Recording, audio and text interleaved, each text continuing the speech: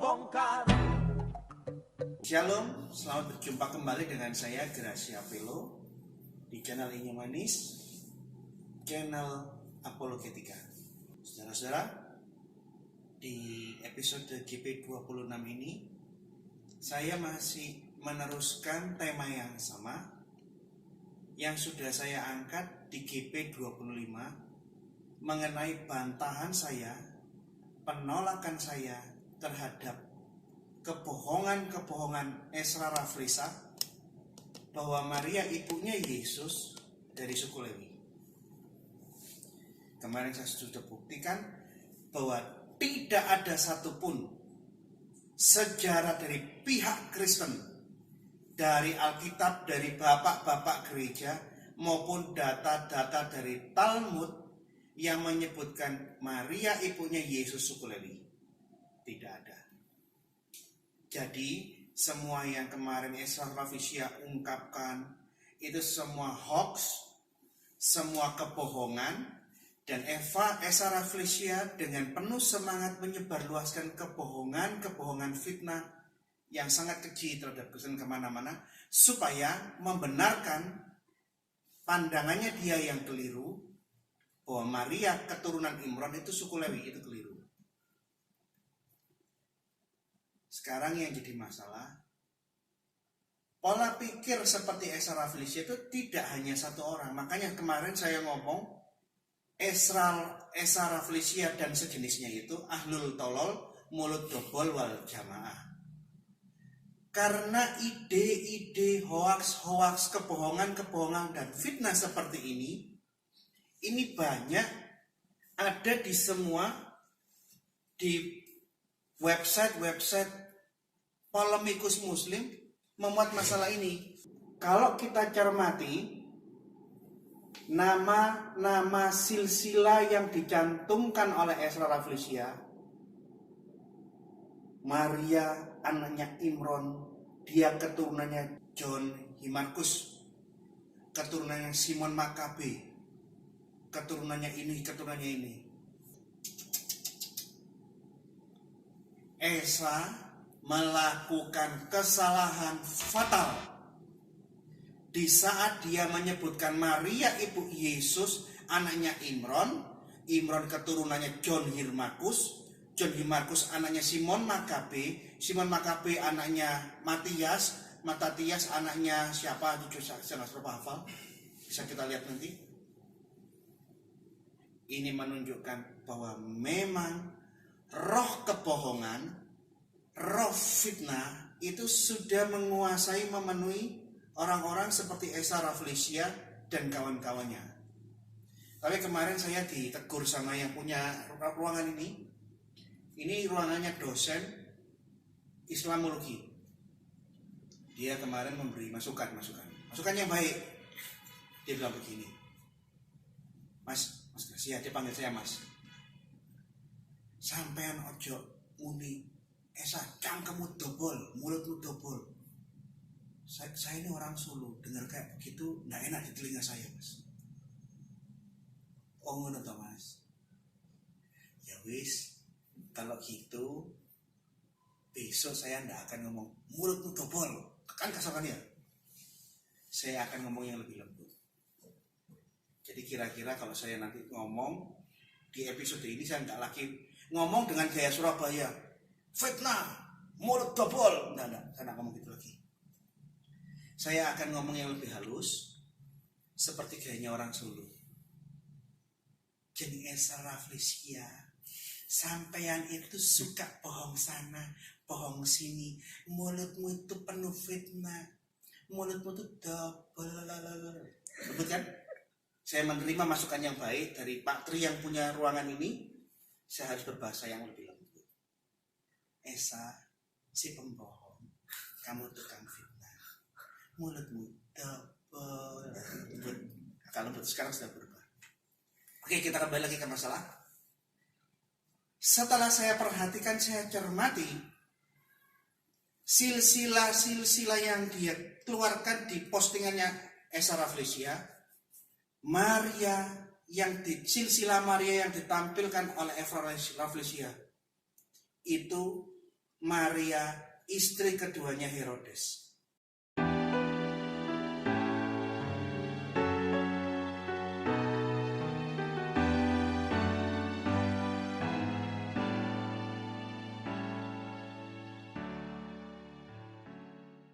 Saya punya bukunya Yosefus, saya punya ensiklopedia Yudaika, silsilah yang ditampilkan oleh Ezra Rafflesia di dalam postingan penuh kebohongannya kemarin, itu silsilah Mariam ke-1, Mariam atau Maria ke-1, istri Herodes, istri yang kedua. Cuma di dalam postingannya Ezra Rafflesia si pembohong penipu, maaf saya kasar ya, Ezra Rafflesia yang pembohong, penipu, tukang fitnah, yang mulutnya dobol, di dalam postingan yang seperti itu, dia gabungkan silsilah Maria ibu Yesus dari Al-Quran, Maria binti Imron, tetapi garis yang ke atasnya itu dirubah, dimasukkan ke silsilahnya Miriam, istrinya Herodes yang memang suku Lewi.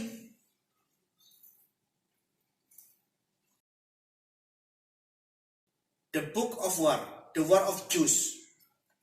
Mari kita lihat ya.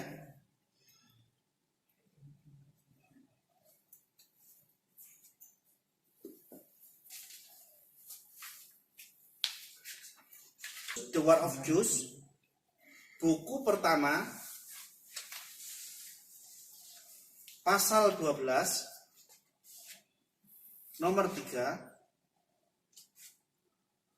Herodes menikahi Mariam atau Marian, anaknya Alexander, Alexander anaknya Aristobulus, Aristobulus atau buyutnya Mariam, istrinya Herodes, adalah Hyrcanus atau John Hyrcanus.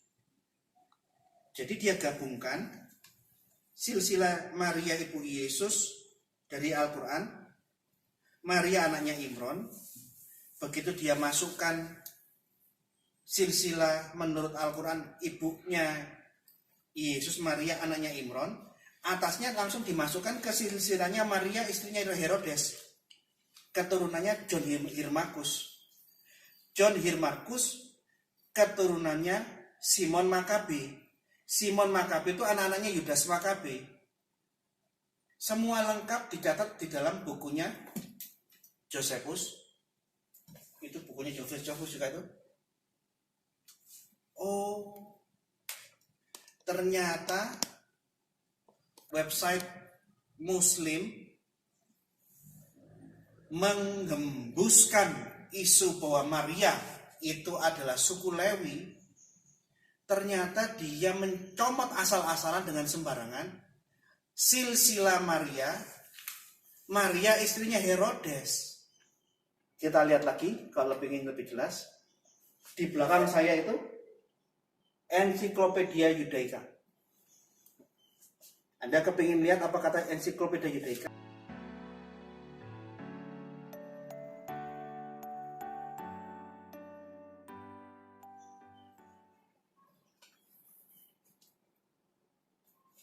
Mariam ke-1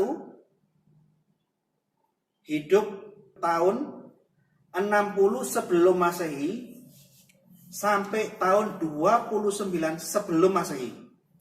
Dia anaknya Alexander, anaknya Aristobulus, anaknya John Hyrcanus. John Hyrcanus anaknya Simon Makabe, persis seperti yang ditampilkan oleh Ezra Rafflesia kemarin. Ini loh. Jadi sumber kebohongan dan fitnah yang dilakukan Ezra Rafflesia, dia campur adukan silsilah Yesus menurut Al-Quran yang keturunannya Imron, dia ambil, langsung dia cloningkan, dia tancapkan ke dalam silsilah Mariam pertama. Anda bisa lihat di Wikipedia.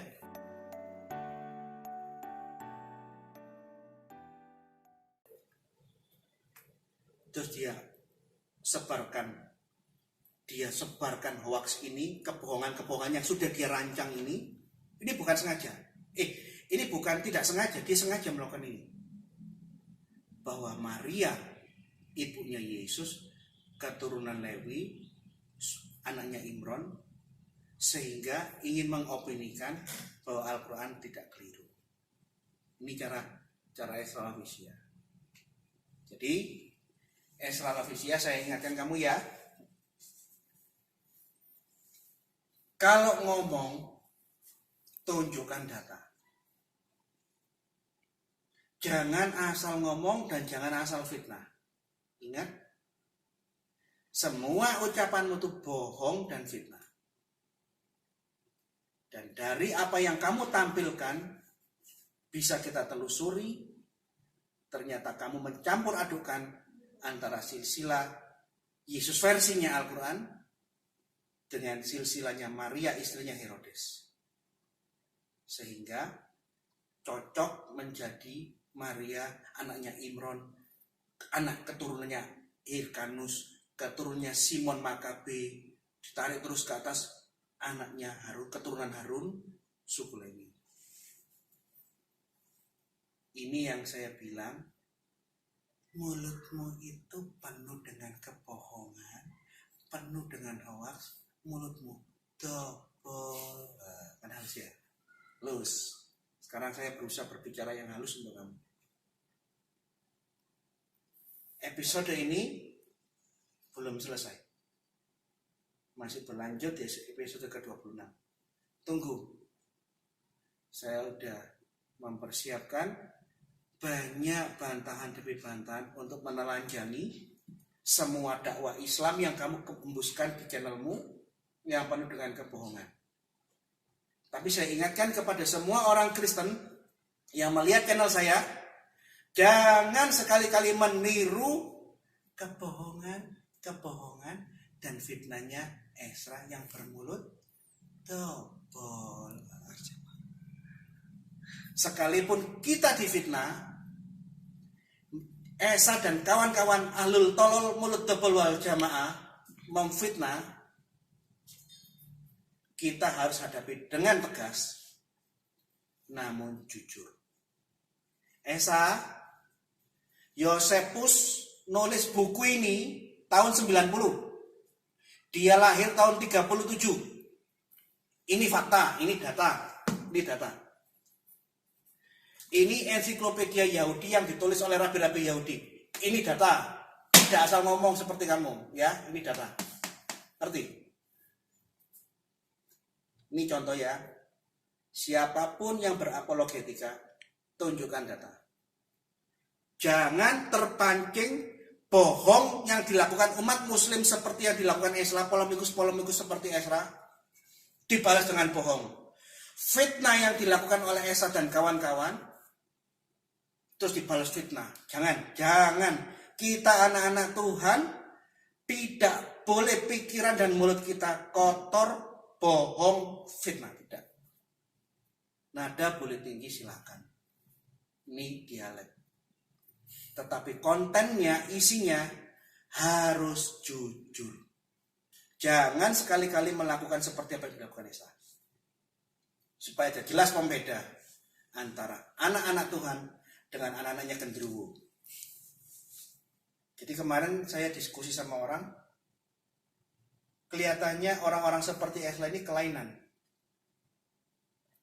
Ada kelainan di dalam kejiwaannya. Mereka giat membuat kebohongan-kebohongan, merangkai kebohongan yang satu disambungkan dengan hal-hal yang lain. Begitu kisah kebohongannya sudah bagus, mereka sebarkan dan dengan gencar mereka berjejaring, punya jaringan banyak, menyebarkan kebohongan-kebohongan ini demi kepentingan dakwah Islam. Ini yang dilakukan Esra dan kawan-kawan. Saya rasa orang-orang kayak gini perlu terapi ya, ke psikiater ya.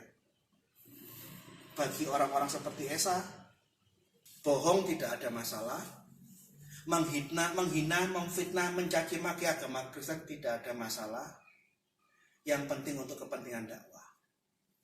Ingat orang-orang Kristen, jangan kepancing berbohong untuk agama Islam. Tidak boleh. Jangan terpancing untuk membalas fitnah dengan fitnah. Jangan. Kita boleh berkata tegas. Kita menolak fitnah, oke. Tapi mulut kita harus jujur.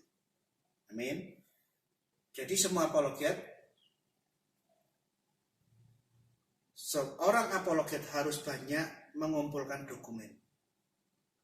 Karena saya punya banyak dokumen, langsung saya dapat melakukan searching dalam waktu yang singkat.